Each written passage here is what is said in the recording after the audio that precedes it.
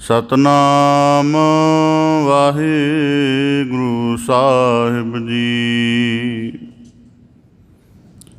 ਰਹਿਓ ਸੰਤ ਹੋ ਟੋਲ, ਸਾਧ ਬਹੁ ਤੇਰੇ ਡਿਠੇ। ਸੰਨਿਆਸੀ ਤਪਸੀਹ,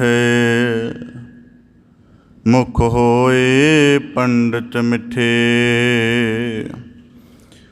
ਬਰਸੇ ਕਹੋ ਫਿਰਿਓ, ਕਿਨੈ ਨਹੁ ਪਰਚੋ ਲਾਇਓ।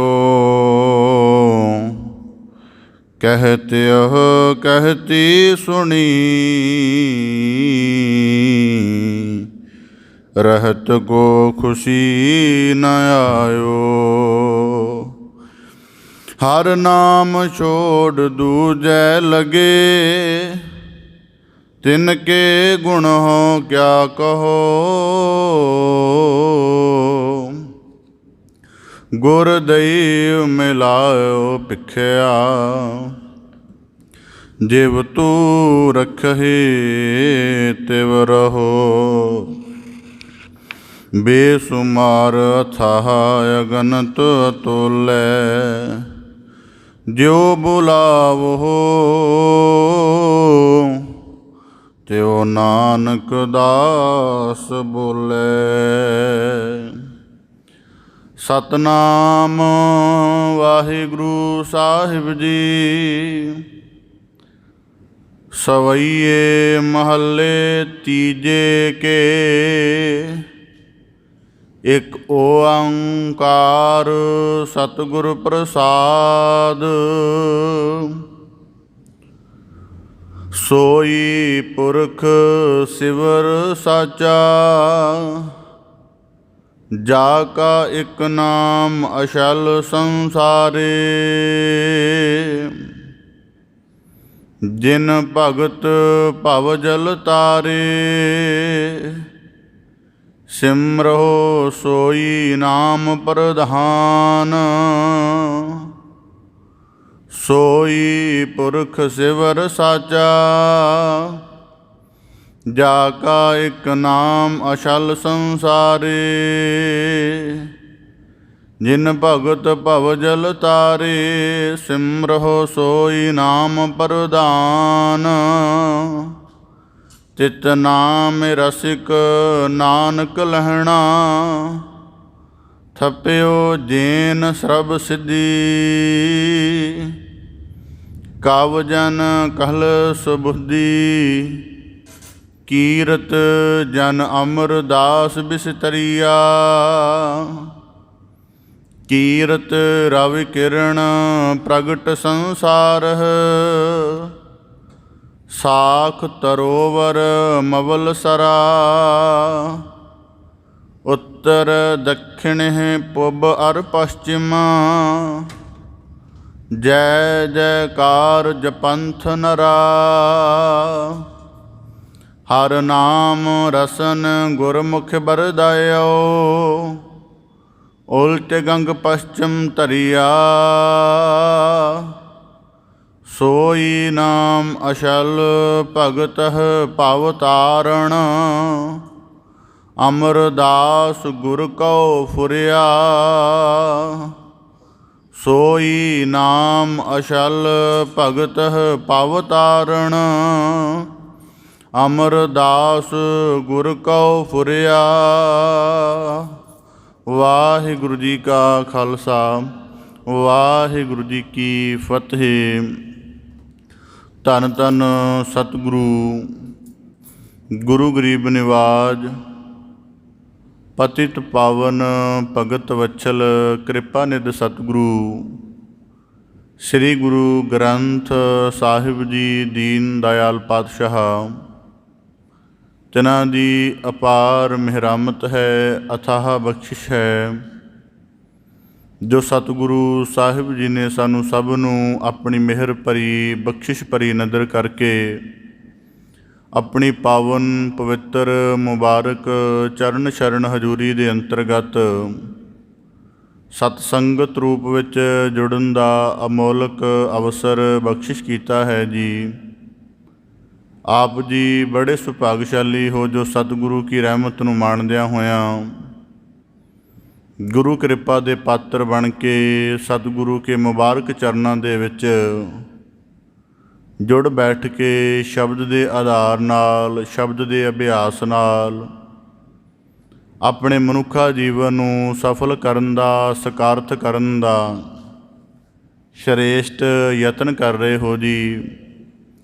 ਸਤਿਗੁਰੂ ਕੀ ਅਪਾਰ ਕਿਰਪਾ ਹੈ। ਆਪ ਜੀ ਸ੍ਰੀ ਗੁਰੂ ਗ੍ਰੰਥ ਸਾਹਿਬ ਜੀ ਦੀ ਪਾਵਨ ਬਾਣੀ ਪ੍ਰਵਾਹ ਦੇ ਅੰਤਰਗਤ ਰੋਜ਼ਾਨਾ ਲੜੀਵਾਰ ਬਾਣੀ ਦੀ ਵਿਆਖਿਆ ਸ਼ਰਵਣ ਕਰਕੇ ਗਿਆਨ ਰੂਪ ਲਾਹਾ ਪ੍ਰਾਪਤ ਕਰਦੇ ਹੋ ਜੀ।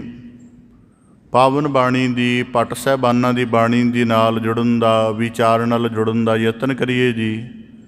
ਵਿਚਾਰ ਪ੍ਰਾਰੰਭ ਕਰਨ ਤੋਂ ਪਹਿਲਾਂ ਬੜੇ ਅਦਬ ਸਹਿਤ ਉਚਾਰਨ ਕਰੋ ਜੀ। ਸਤਨਾਮ ਸ੍ਰੀ ਵਾਹਿਗੁਰੂ ਸਾਹਿਬ ਜੀ। ਸਵਈਏ ਮਹੱਲੇ ਤੀਜੇ ਕੇ।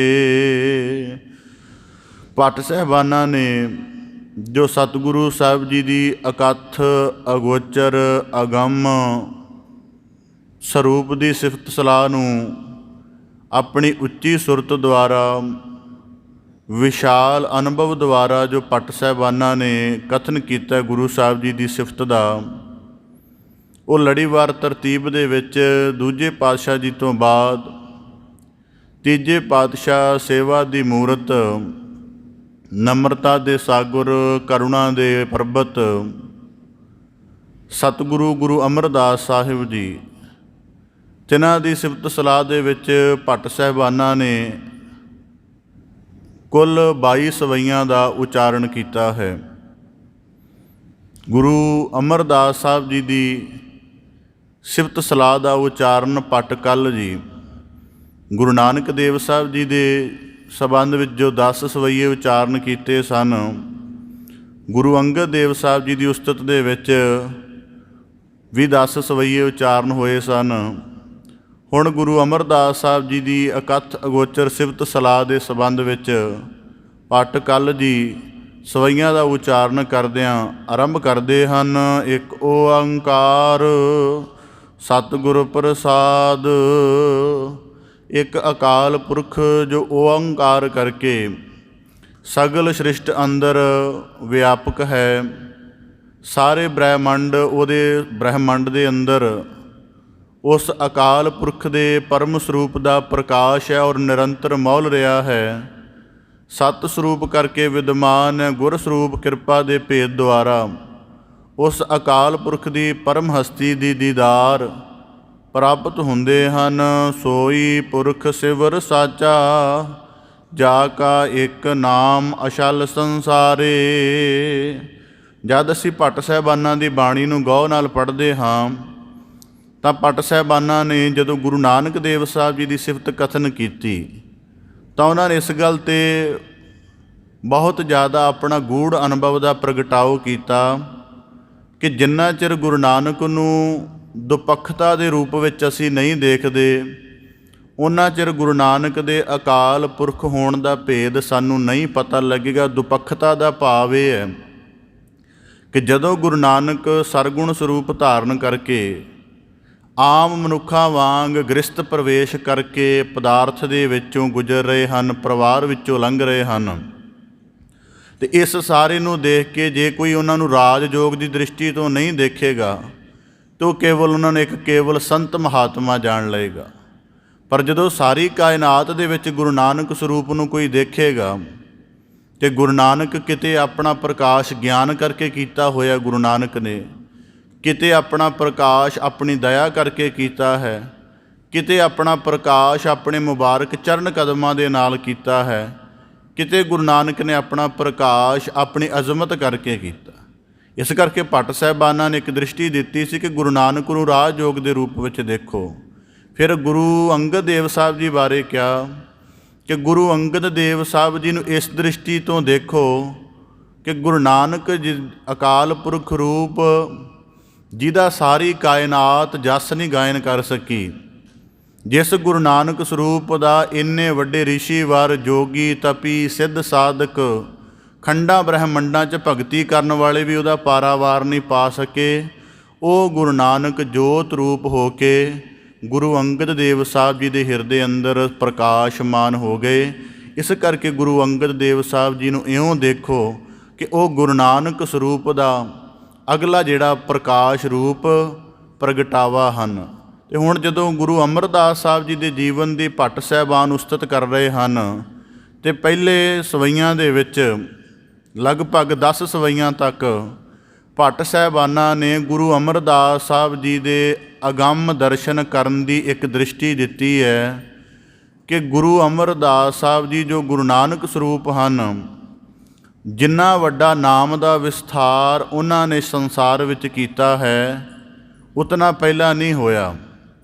ਭਾਵ ਕਿ ਸੰਸਾਰ ਨੂੰ ਬੰਦਗੀ, ਸੇਵਾ, ਗਿਆਨ ਦਾ ਪ੍ਰਕਾਸ਼, ਗੁਰਮੁਖਤਾ ਦਾ ਮਾਰਗ ਦਿਖਾਉਣਾ, ਇੰਨਾ ਵੱਡਾ ਕਹਿੰਦੇ ਜਿਹੜਾ ਧਰਤੀ 'ਤੇ ਨਾਮ ਦਾ ਪ੍ਰਸਾਰ ਹੈ ਉਹ ਕੇਵਲ ਗੁਰੂ ਅਮਰਦਾਸ ਸਾਹਿਬ ਜੀ ਦੁਆਰਾ ਹੋਇਆ ਹੈ। ਅਤੇ ਇਸ ਸੰਬੰਧ ਦੇ ਵਿੱਚ ਗੁਰੂ ਅਮਰਦਾਸ ਸਾਹਿਬ ਜੀ ਦੀ ਸਿਫਤ ਕਰਦਿਆਂ ਭੱਟ ਕਲ ਜੀ ਆਖਦੇ ਹਨ, ਸੋਈ ਪੁਰਖ ਸਿਵਰ ਸਾਚਾ ਜਾ ਕਾ ਇੱਕ ਨਾਮ ਅਛਲ ਸੰਸਾਰੇ। ਜ਼ਿਕਰ ਕਰਦੇ ਹਨ ਸੋਈ ਪੁਰਖ, ਭਾਵ ਕਿ ਅਕਾਲ ਪੁਰਖ ਸਿਰਜਣਹਾਰ। ਸਿਵਰ ਦਾ ਭਾਵ ਹੁੰਦਾ ਸਿਮਰ, ਯਾਦ ਕਰ। ਸਾਚਾ ਭਾਵ ਜਿਹੜਾ ਸਦੀਵੀ ਰਹਿਣ ਵਾਲਾ ਹੈ। ਕਹਿੰਦੇ ਉਸ ਅਕਾਲ ਪੁਰਖ ਸਿਮਰ, ਉਸ ਅਕਾਲ ਪੁਰਖ ਦੇ ਸਰੂਪ ਦਾ ਸਿਮਰਨ ਕਰੋ।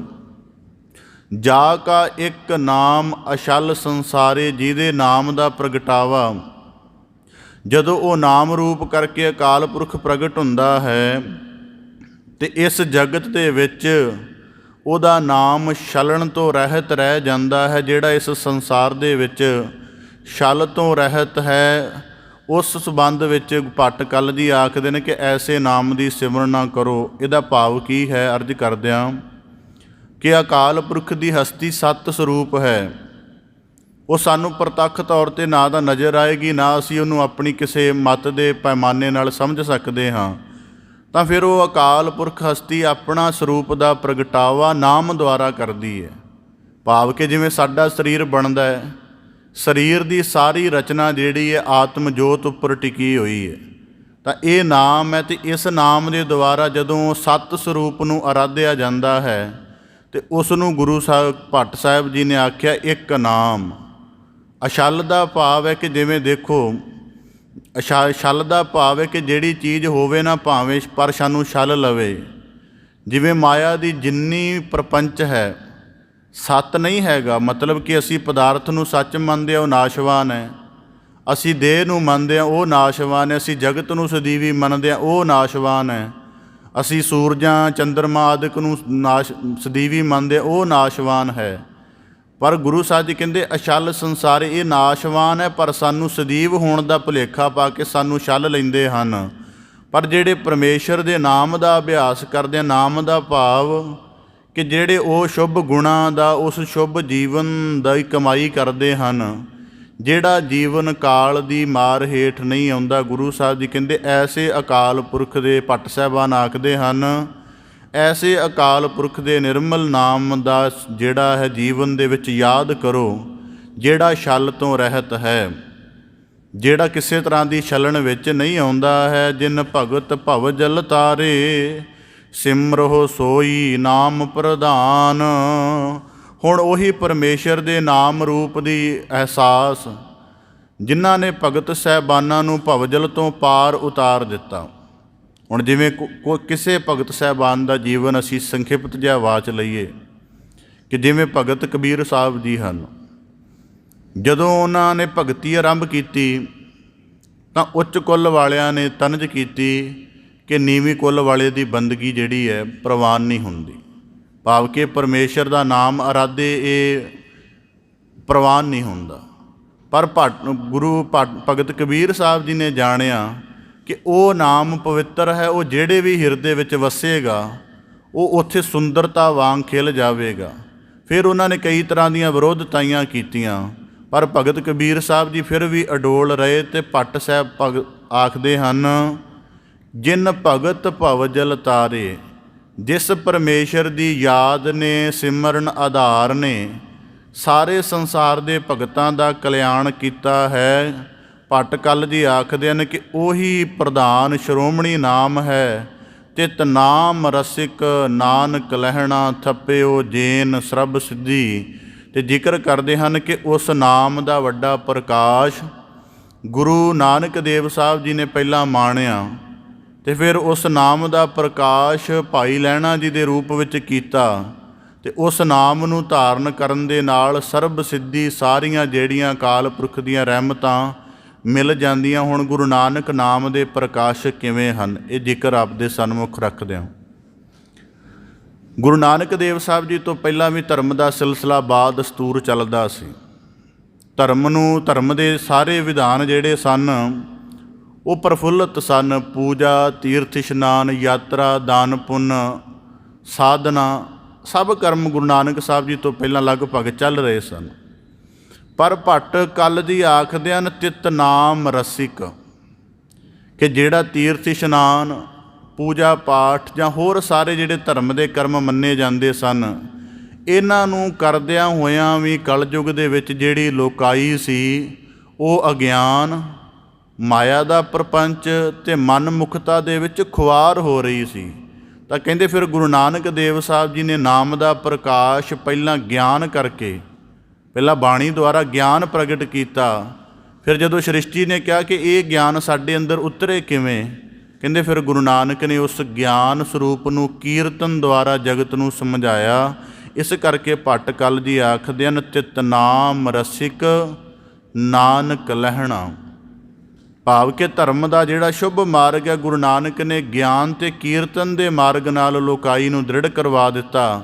ਅਤੇ ਜਿਹੜੇ ਪਰਮੇਸ਼ਰ ਦੀ ਪੂਜਾ ਆਰਤੀ ਦੇ ਰੂਪ 'ਚ ਕਰਕੇ, ਤੀਰਥਾਂ ਦੇ ਭਟਕਣ ਕਰਕੇ ਪਰਮੇਸ਼ਰ ਦੇ ਮਾਰਗ ਦਾ ਜਿਹੜਾ ਬੇਰਸਾ ਮਾਰਗ ਹੋ ਗਿਆ ਸੀ, ਉਹਨੂੰ ਗੁਰੂ ਨਾਨਕ ਦੇਵ ਸਾਹਿਬ ਜੀ ਨੇ ਕੀਰਤਨ ਦੇ ਨਾਲ ਰਸ ਭਰਪੂਰ ਕਰ ਦਿੱਤਾ। ਅਤੇ ਕਹਿੰਦੇ ਇਹੀ ਭਾਈ ਲਹਿਣਾ ਜੀ ਗੁਰੂ ਅੰਗਦ ਸਰੂਪ ਦੁਆਰਾ ਪ੍ਰਕਾਸ਼ਮਾਨ ਹੋਇਆ, ਅਤੇ ਇਹੀ ਨਾਮ ਜੀ ਦੇ ਹਿਰਦੇ ਅੰਦਰ ਵਸਦਾ ਹੈ। ਸਰਬ ਸਿੱਧੀ, ਉਹ ਸਾਰੀਆਂ ਸਿੱਧੀਆਂ ਨਾਲ ਭਰਪੂਰ ਹੋ ਜਾਂਦਾ ਹੈ। ਕਵ ਜਨ ਕਲ ਸੁਬੁੱਧੀ, ਕੀਰਤ ਜਨ ਅਮਰਦਾਸ ਬਿਸਤਰੀਆ। ਤਾਂ ਭੱਟ ਕਲ ਜੀ ਆਖਦੇ ਹਨ ਕਵ ਜਨ, ਕਿ ਭਾਵ ਕਿ ਮੈਂ ਕਵੀ ਜਨ ਭੱਟ ਕਲ ਜੀ ਉਚਾਰਨ ਕਰਦੇ ਹਨ ਸੁਬੁੱਧੀ, ਕਿ ਉੱਤਮ ਬੁੱਧ ਵਾਲੇ।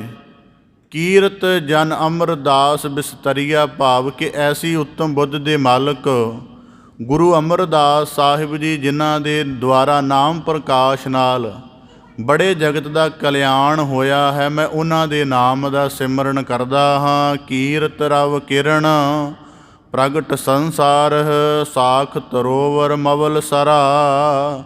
ਤਾਂ ਭੱਟ ਕਲ ਜੀ ਉਚਾਰਨ ਕਰਦੇ ਹਨ ਕੀਰਤ, ਕਿ ਜੇ ਗੁਰੂ ਅਮਰਦਾਸ ਸਾਹਿਬ ਜੀ ਦੀ ਸ਼ੋਭਾ ਸੰਸਾਰ ਵਿੱਚ ਇਉਂ ਪ੍ਰਗਟ ਹੈ ਜਿਵੇਂ ਸੂਰਜ ਦੀਆਂ ਕਿਰਨਾਂ ਪ੍ਰਗਟ ਹੁੰਦੀਆਂ ਹਨ, ਅਤੇ ਉਹਨਾਂ ਦੇ ਅੰਦਰੋਂ ਉਪਜਣ ਵਾਲੇ ਨਾਮ ਦੀ ਖੁਸ਼ਬੂ ਇਸ ਤਰ੍ਹਾਂ ਹੈ ਜਿਵੇਂ ਜਿਹੜਾ ਮੌਲ ਸਰੀ ਦਾ ਰੁੱਖ ਹੁੰਦਾ ਹੈ, ਉਹਦੇ ਫੁੱਲਾਂ ਦੀ ਸੁੰਦਰਤਾ ਵੀ ਬੜੀ ਕਮਾਲ ਦੀ ਹੁੰਦੀ ਹੈ, ਅਤੇ ਉਹਦੇ ਫੁੱਲਾਂ ਦੇ ਵਿੱਚ ਸੁਗੰਧੀ ਵੀ ਹੁੰਦੀ ਹੈ।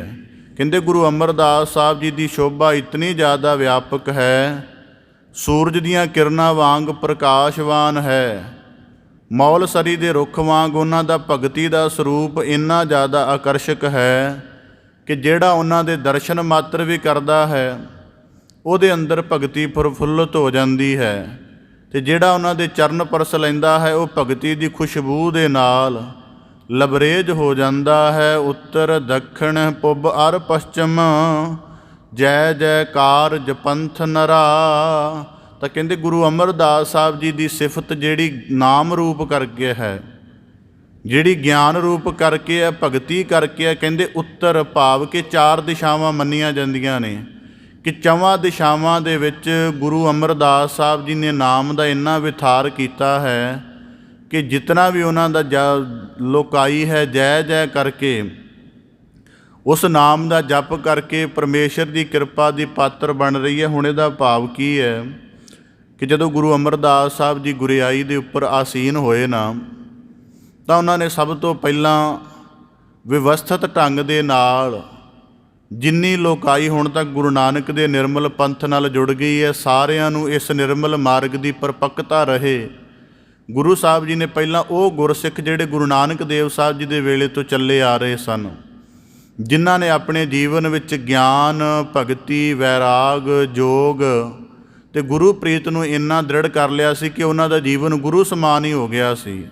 ਫਿਰ ਉਹਨਾਂ ਨੂੰ ਗੁਰੂ ਸਾਹਿਬ ਜੀ ਨੇ 22 ਮੰਜੀਆਂ ਕਰਕੇ ਬਖਸ਼ਿਸ਼ ਕੀਤੀ ਕਿ 22 ਮੰਜੀਆਂ ਦੁਆਰਾ ਜਿਹੜਾ ਗੁਰਸਿੱਖੀ ਦਾ, ਗਿਆਨ ਯੋਗ ਦਾ, ਭਗਤੀ ਯੋਗ ਦਾ ਨਿਰਮਲ ਮਾਰਗ ਸੀ ਉਹ ਦ੍ਰਿੜ ਕਰਵਾਇਆ। ਫਿਰ ਗੁਰੂ ਸਾਹਿਬ ਜੀ ਨੇ ਦੇਖਿਆ ਕਿ ਹੋਰ ਵਿਵਸਥਿਤ ਢੰਗ ਦੇ ਨਾਲ ਸ਼ਬਦ ਸੁਰਤ ਦੇ ਮਾਰਗ 'ਤੇ ਲੋਕਾਈ ਨੂੰ ਤੋਰਿਆ ਜਾਵੇ ਤਾਂ ਗੁਰੂ ਸਾਹਿਬ ਜੀ ਨੇ 52 ਜਿਹੜੇ ਪੰਗੂੜੇ ਦਾ ਭਾਵ ਕਿ ਜਿਵੇਂ ਮੰਜੀ ਉੱਪਰ ਬੈਠ ਕੇ ਉਪਦੇਸ਼ ਕਰਦੇ ਸਨ, ਇਵੇਂ 52 ਲੋਕ ਹੋਰ ਥਾਪੇ। ਫਿਰ ਗੁਰੂ ਸਾਹਿਬ ਜੀ ਨੇ 84 ਪੀੜ੍ਹੀਆਂ ਦੇ ਲੋਕ ਥਾਪੇ, ਭਾਵ ਕਿ ਨਿੱਕੇ ਨਿੱਕੇ ਧਰਤੀ ਦੇ ਹਿੱਸੇ ਵਿੱਚ ਅਤੇ ਚਾਰਾਂ ਦਿਸ਼ਾਵਾਂ ਦੇ ਲੋਕ ਜਿਹੜੇ ਸਨ, ਗੁਰੂ ਅਮਰਦਾਸ ਸਾਹਿਬ ਜੀ ਨੇ ਨਾਮ ਮਾਰਗ ਦੇ ਨਾਲ ਜੋੜ ਦਿੱਤੇ। ਹੁਣ ਆਪ ਜੀ ਨੂੰ ਕਦੇ 22 ਮੰਜੀਦਾਰਾਂ ਦੇ ਨਾਮ ਕਦੇ ਪੜ੍ਹ ਲੈਣਾ, ਕਦੇ ਗੌ ਦੇ ਨਾਲ, ਉਹਨਾਂ ਦੇ ਵਿੱਚੋਂ ਤੁਹਾਨੂੰ 7-8 ਬ੍ਰਾਹਮਣ ਮਿਲਣਗੇ।